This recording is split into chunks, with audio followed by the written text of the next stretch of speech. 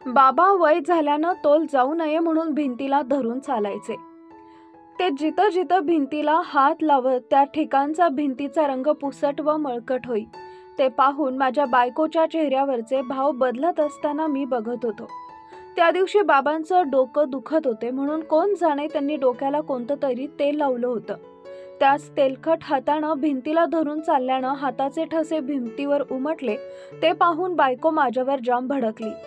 मला काय झालंय कुणास ठाऊक. मी तडक बाबांच्या रूममध्ये जाऊन म्हणालो, बाबा भिंतीला हात न लावता चाला ना जरा. तुमचे हात लागून त्या किती घाण होतात.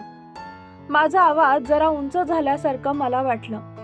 80 वर्षाचे बाबा एखादा लहान मुलगा चूक झाली असता जसा चेहरा करतो तसा मान खाली घालून गप्प बसले. छे, हे मी काय केलं. मी असं नको म्हणायचं होतं असं वाटायला लागलं. माझे स्वाभिमानी बाबा तेव्हापासून मौन झाले. त्यांनी भिंतीला धरून चालणं सोडून दिलं. पुढे 4 दिवसांनी ते असेच चालत असताना तोल जाऊन पडले. त्यांनी अंथरुणच धरलं. पुढे 2 दिवसांनी त्यांनी इहलोक यात्रा संपवली.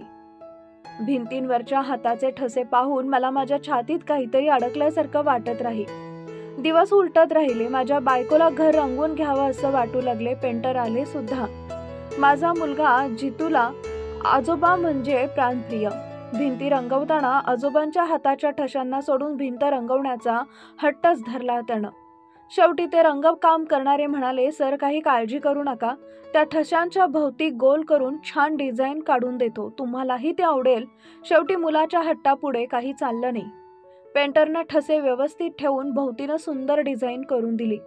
पेंटरची आयडिया घरातील आणि घरी येणाऱ्या पाहुणे मित्रमंडळींना पण आवडली. ते या कल्पनेची खूप स्तुती करू लागले.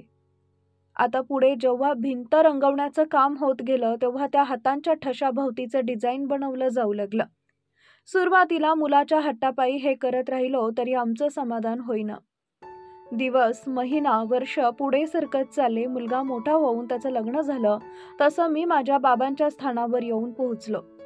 बाबांच्या एवढा नसलो तरी 70ला येऊ लागलो. मलाही तोल जाऊ नये म्हणून भिंतीला धरून चालावं वाटू लागलं व मला आठवू लागलं किती चिडून बोललो होतो बाबांना. म्हणून चालताना भिंतीपासून थोडं अंतर ठेवूनच चालू लागलो. त्या दिवशी रूममधून बाहेर पडत असताना थोडासा तोल गेल्यासारखं झाल्यानं आधार घेण्यासाठी भिंतीकडे हात पसरणार तोच मी माझ्या मुलाच्या मिठीमध्ये असल्याचं जाणवलं. अहो बाबा, बाहेर येताना भिंतीला धरून यायचं. आता तुम्ही पडता पडता थोडक्यात वाचला. मुलाचे वाक्य कानावर पडले. मी जितूच्या तोंडाकडे पाहत राहिलो. त्याच्या चेहऱ्यावर चिंता होती पण राग नव्हता. जवळच्या भिंतीवर मला बाबांचे हात दिसले. माझ्या डोळ्यापुढे बाबाचं चित्र उभं राहिलं. त्या दिवशी मी ओरडून बोललो नसतो तर बाबा अजून जगले असते असं वाटू लागलं. आपोआप डोळ्यात पाणी साचले. तेवढ्यात 8 वर्षाची नात धावत आली. आजोबा, आजोबा, तुम्ही माझ्या खांद्यावर हात ठेवून चला असं म्हणत हसत हसत माझे हात आपल्या खांद्यावर घेऊन निघाली. हॉलमधील सोफ्यावर बसलो असता नातीनं आपलं ड्रॉइंग बुक दाखवत, आजोबा आणि क्लासमध्ये ड्रॉइंग परीक्षा झाली, मला फर्स्ट प्राइज मिळालं असं म्हणाली.